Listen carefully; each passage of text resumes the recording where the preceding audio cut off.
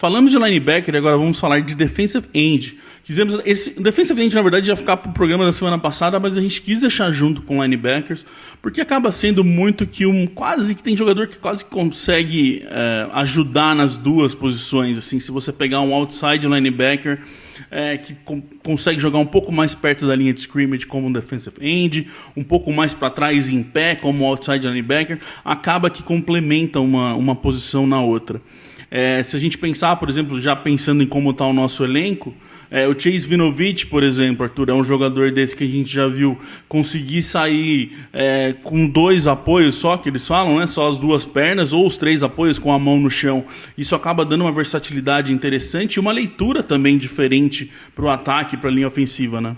Com certeza, com certeza. E o Winovich, que após as saídas de Collins e de Van Noy, virou nossa grande esperança para o pass rush. Porque, apesar de Collins e Van Noy serem linebackers, eles eram os principais ativos do pass rush dos Patriots. Foram assim, mais de 2.000 snaps, os dois somados, que eles conseguiram ano passado. E assim, agora o foco se volta para o Winovich. E ele não pode carregar esse peso todo nas costas, porque o pass rush é essencial para qualquer defesa e qualquer time que quer ter sucesso na NFL. Além do Winovich, a gente tem outros nomes secundários, como o John Simon, mas o Simon não tinha aquele, vamos dizer, atleticismo todo para conseguir um pass rush, ser um nome ali importante e regular. Temos também o Shilique Calhoun, que acabou renovando nos Patriots por 1 ano, nessa free agency, mas também não é aquele jogador que inspira tanta confiança. Então o foco está voltado no nosso querido Winovich. E por isso os Patriots precisam se reforçar no draft. E eu acho que a gente pode usar nesse momento, nessa posição, os 2 jogadores juntos que a gente trouxe aqui, porque eles são 2 vertentes de defensive end que produzem de jeitos diferentes. Então, em vez de a gente falar de um por um, acho que a gente pode falar junto. Um é o AJ Epenesa, de Iowa, e o outro é o Josh Uke, que a gente acha que é assim que fala o nome dele, que é um pouquinho diferente o sobrenome dele, de Michigan, né, Rodolfo? Epenesa, um cara muito de usar a capacidade física, a força que ele tem para vir estourar aquele pocket, gerar uma confusão na linha ofensiva e, como eu disse, vir com tudo e entrar. O Uke é um jogador mais ali de olhar, muito que a gente viu, por exemplo, John Simon, como o Arthur falou, um jogador que acaba ajudando em mais coisas, ele acaba sendo mais versátil, mas não tem tanto essa força de vir e fazer um impacto tão grande na linha ofensiva, né? Sim, como você falou, são tanto que diferentes, né? Cada um pode dar uma possibilidade diferente ao nosso ataque, à nossa defesa, perdão.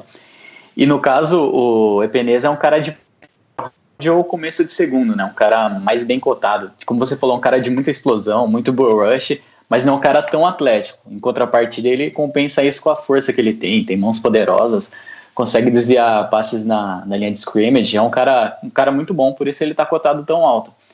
E já o Uke é um cara que ele não é tão forte, por isso às vezes ele tem alguns problemas para sair de bloqueios, para entrar no jogo contra a corrida, já que você depende de muita força com isso, mas ele é um cara mais rápido, um cara que tem um atleticismo maior, então ele é um cara que também oferece a possibilidade de jogar como um linebacker off-ball, né? Um cara que ele consegue tanto ele correr contra o quarterback, né? Fazer o pass rush, quanto dropar para defender passe ou cobrir alguma zona. Então são 2 possibilidades interessantes, obviamente em momentos diferentes do draft.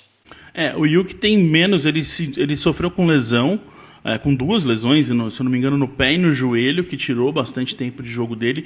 Então é um jogador que você acaba não tendo tanto vídeo dele para analisar. Já o Epenesa traz números muito bons, Arthur.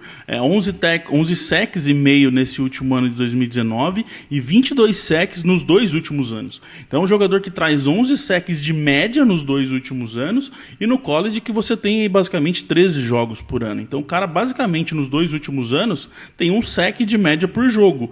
Que se a gente pensar em peitos, não tanto de 2019, mas de 2018, por exemplo, para trás, tinha jogo que a gente não conseguia fazer nada.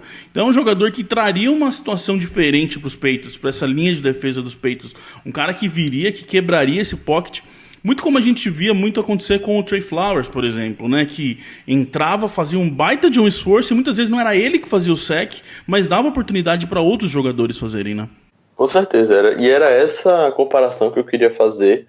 A questão do Trey Flowers, eu acho que o jogo do Epenesa e do Flowers são bastante parecidos, e isso é até muito comentado pelos jornalistas americanos. Se a gente pegar os mocks dos principais sites dos Patriots, a gente vê o AJ Peneza sendo muito cotado para sair na nossa escolha 23. Uma coisa que acabou derrubando ele um pouquinho no board foi que seu combine não foi muito bom, como o Rodolfo comentou. Falta um pouco de atleticismo, mas para mim é um nome muito interessante, principalmente para o interior do pass rush. Ele também pode alinhar como defensive tackle. Então, assim, aquela pressão pelo meio que o Bill Belichick tanto ama, o Epenesa traz consigo.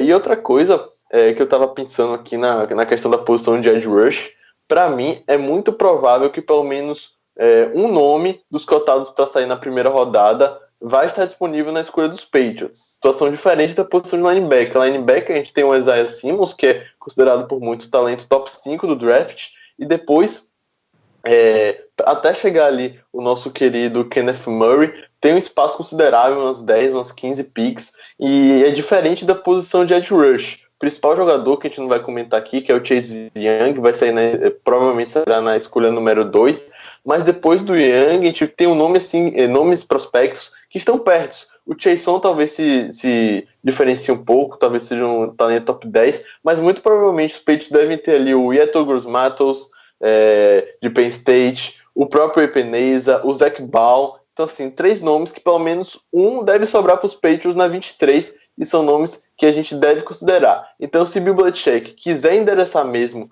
o pass rush, ele vai ter a opção. E como a gente falou aqui, desses 2 nomes que a gente trouxe, a opção também de como que ele quer que esse cara trabalhe. Para não falar só que o Epenesa é lindo, maravilhoso e tem que ser esse jogador, obviamente o jogador tem muito dessa explosão, muito desse bull rush, como o Rodolfo lembrou, sofre muitas vezes com corrida. Ele vai muito para cima e às vezes ele perde o tempo ali de ver onde que a corrida está acontecendo. Então é um jogador que vai precisar de uma colaboração maior, de uma atenção maior da defesa para quando for um jogo corrido. O Epenesa muitas vezes ele não tem tanta atleticidade para fazer a volta no tackle, essa velocidade. Ele é muito na força. Então assim, vai muito do que você quer. Muitas vezes a gente já viu o Belichick, a defesa dos Patriots, jogarem de um jeito muito mais comedido do que ir com muito para cima. Então vamos ver o que vai acontecer com essa defesa dos Patriots, como que eles vão... Vamos supor, Rodolfo, acho que é uma opção aqui para a gente pensar. Se nesse primeiro round, na escolha 23, os Patriots forem de defensive end, o estilo desse jogador vai mostrar muito pra gente de como que o Belichick vai querer essa defesa, né? Porque se ele trouxer um Epenesa, a gente já tem uma noção do que ele quer. Se ele traz o Yuki, já é uma situação também, vai dar muito esse tom de como que ele vai querer essa defesa trabalhando, né? Sim, e outra coisa, se pensando nos Patriots dessa temporada também, é que, a gente vai com um quarterback que ou é o Stidham ou é o Hoyer, provavelmente, que são 2 caras que um é a segunda temporada e outro é um veterano que a gente sabe que não vai render tanta coisa. Então, embora muitas pessoas vão reclamar que a gente teve uma defesa boa e um ataque ruim na temporada passada, a probabilidade de ele endereçar mais posições para a defesa é muito maior, porque provavelmente os Patriots serão um time defensivo mais uma vez. E como você falou, a possibilidade dessa escolha endereçar muito como vai ser a nossa atitude defensiva na temporada é bem grande. Ele pode tanto pegar um defensive tackle, ou um pass rusher, um linebacker, e dependendo dessa característica vai dar para entender um pouco como ele pretende trabalhar, né? Assim como na temporada passada ele meio que quis escolher caras que levaram a gente a entender que a gente ia tentar correr, mas no final lesões acabaram sabotando isso. Nessa temporada eu acredito que a defesa vai meio ditar o pensamento de como vai trabalhar o nosso principal setor. E só para complementar, nessa questão do nosso defensive ends, a gente tem também outros 2 nomes no elenco, que eu não comentei anteriormente, mas que é o Detroit Wise. Eu acho que o Wise não tem mais tanto teto para evoluir na liga, ele sofre muito na defesa contra o jogo corrido. Eu acho que ele é o que foi nas últimas temporadas, não deve conseguir evoluir mais tanto. Mas tem também a questão do Derek Rivers, muita gente já está desacreditado dele. Eu particularmente não espero mais tanta coisa, mas foi um jogador, querendo ou não, dos 3 anos, 2 ele ficou fora por conta de lesão, e agora está no seu último ano de contrato, então deve dar vida. Então quem sabe a gente também possa ter uma solução caseira nesse pass rush.